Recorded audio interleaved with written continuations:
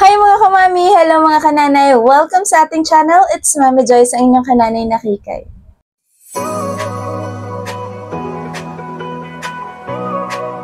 For today's video, may share ko na sa inyo ang product na ginamit ko for 32 days. So ngayon tinatawag nilang Tinted Trio by Honest Glow. Alam ko marami na sa inyong may alam about sa product na to or nakagamit na ng product na to. Pero ako first time ko palang ginamit ito at may share ko na sa inyo ang experience ko.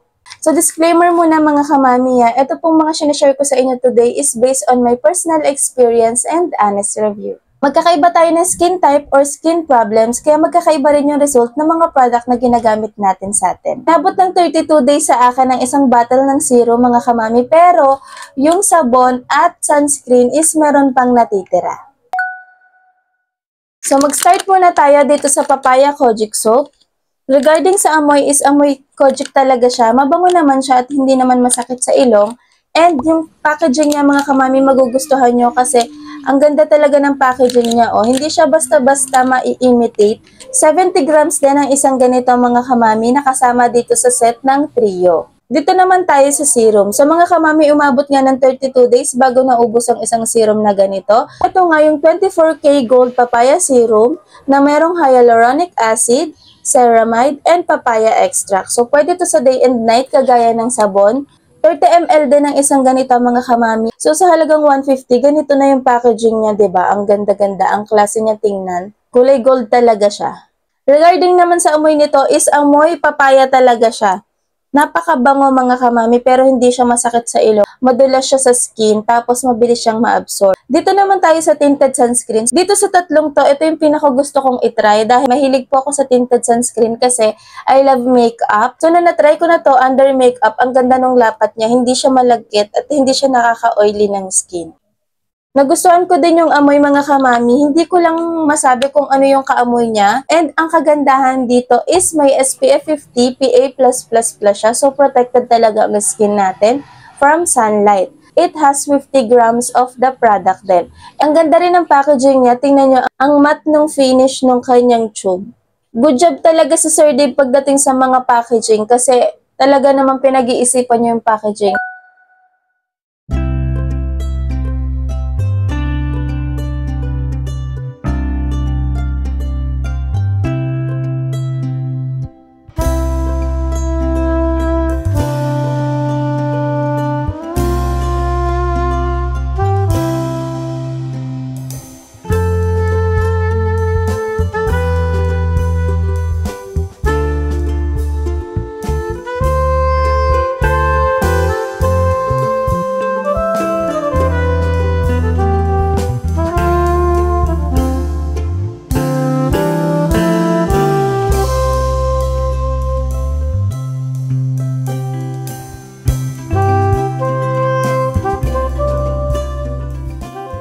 Twice a day dapat tayo nag-i-skincare mga kamami para mas effective yung product sa skin natin. This is my day 1 mga kamami. Ang naramdaman ko habang naghihilamos ako is madulas siya sa skin. Hindi siya ma-update sa skin. Nung nag 1 minute na, tinuloy ko hanggang 2 minutes kasi wala akong nararamdamang hapde.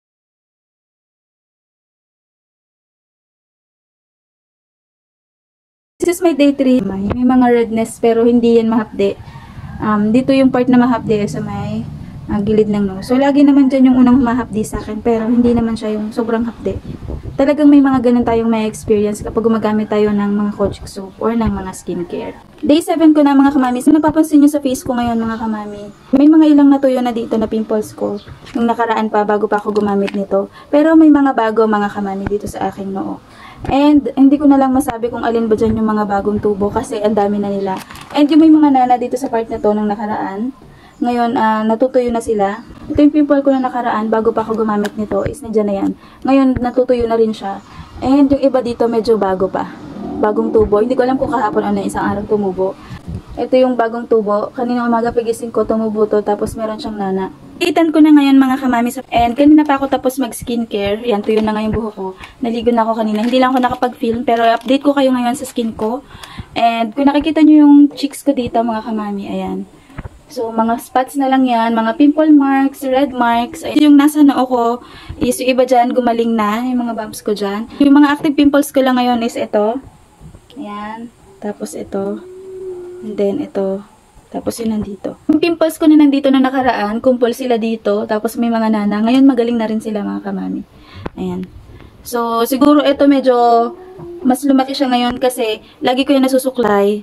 Lagi ko siya nadadali pag nagsusuklay ako tsaka pag nag-headband. Kaya siguro lumala siya. Day 14 ko na mga kamami. And nag-serum na nga pala ako kaya medyo makintab na yung face ko. Ayan, gusto ko lang i-update sa inyo yung skin ko ngayon.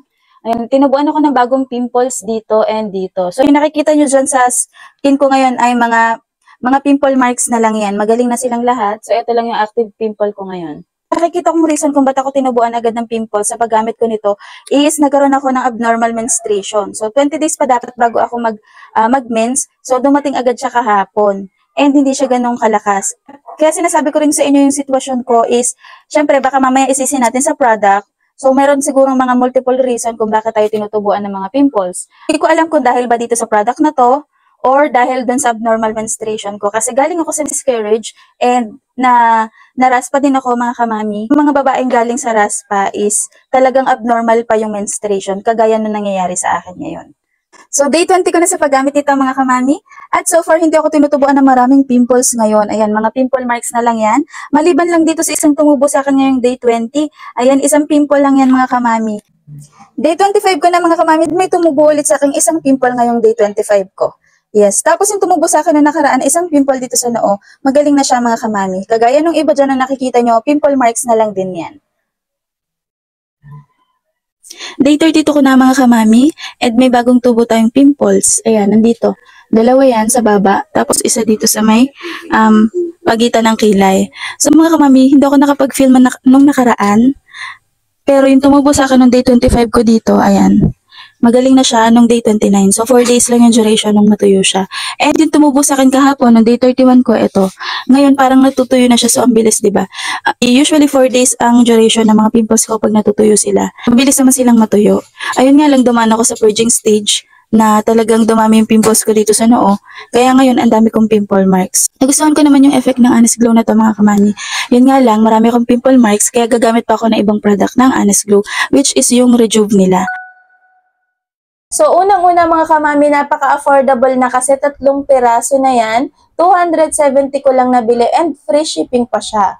Mabilis din na-deliver sa akin, in 3 days na-deliver na agad. Gusto ko yung mga scent ng product na to mga kamami, lalo na yung serum kasi talagang amoy papaya siya, amoy natural talaga. Gusto ko din yung consistency ng mga product na to mga kamami. Dito muna tayo sa sabon. Mabula siya mga kamami, ang tipid niyang gamitin kasi nga mabula siya and hindi siya mahapdi sa skin. Ako umabot ako ng 2 minutes, hindi humahapdi yung skin ko. And after maghilamos, parang may glass skin effect at may banat effect din. Dito naman tayo sa serum mga kamami. Nagustuhan ko din yung consistency nito dahil hindi siya malagkit sa balat at madali lang siyang i-apply sa skin. Mabilis pa siyang matuyo. After niya matuyo, nagbibigay din siya ng extra moisture. Reminder lang sa mga oily skin dyan na gustong gumamit nito, huwag niyo masyadong damihan yung lagay and i-shake niyo muna siya bago niyo gamitin. Kasi naiipon yung latex sa ilalim. So, dito naman tayo sa sunscreen. Ito kasi yung pinaka-paborito ko sa tatlo kasi nga mahilig talaga ako sa tinted sunscreen. At nagustuhan ko dito is mabilis lang siya i-blend and maganda siya under makeup dahil mahilig nga ako sa makeup. So, yung mga tinted sunscreen yung pinipili ko. Hindi rin siya malagkat at hindi siya nakaka-oily ng skin. Last na nagustuhan ko sa mga product na to, mabilis natuyo yung mga pimples ko. 3 to 4 days lang natutuyo na siya. Kaya lang, eto na yung cons mga kamami. Number 1 na hindi ko nagustuhan is dumaan talaga ako sa purging stage. Yung purging stage is yun yung lumalabas yung mga pimples mo. Dumadami pa sila lalo. And then, after ilang weeks or few weeks, titigil na yung pagdami nila. So, dumaan ako sa ganong process and hindi ko itinigil yung paggamit. Kasi ako, personally, pag nagtatry ako ng mga skincare, rejuvenating set is pinapaabot ko talaga ng hanggang 1 buwan para mabigyan ko naman ng chance yung product. Yung tumutubo na yung pa isa-isa pa dalawa-dalawa kong pimples is 3 to 4 days naman sila natutuyo. The last thing na hindi ko nagustuhan sa product na to is hindi siya nakakatanggal ng pimple marks. Yes, natutuyo yung pimples ko pero yung pimple marks is naiiwan. Una, know your skin type kung may sensitive skin kayo, oily or dry skin. Merong mga tamang application ng mga product na to. Depende sa skin type nyo. Halimbawa, oily kayo, so huwag nyo masyadong damihan ng serum. At ng tinted sunscreen. Hindi kagaya ng mga dry skin, pwede sila maglagay ng madami nito at madaming serum. Kasi nakaka-hydrate at nakaka-moisture talaga to ng skin. Be consistent sa paggamit. Ayan, kasi may mga pagkakataon talaga na nagpa-purge tayo, pero trust the process, trust the product. Ito mga product na to ay mabibili nyo sa aking TikTok shop. Ayan, please visit my TikTok shop. Ilalagay ko na lang yung link sa description para malaman nyo kung saan ito pwedeng mabili. So, ayun lang mga kamami. At kung isa ka sa nakagamit nitong mga product na to, i-share mo naman yung experience mo sa comment section. That's all for today's video mga kamami. I hope nag-enjoy kayo at may natutunan kayo sa video natin today. If you do, please like, share, and don't forget to subscribe and click the notification bell. Thank you for watching. Bye!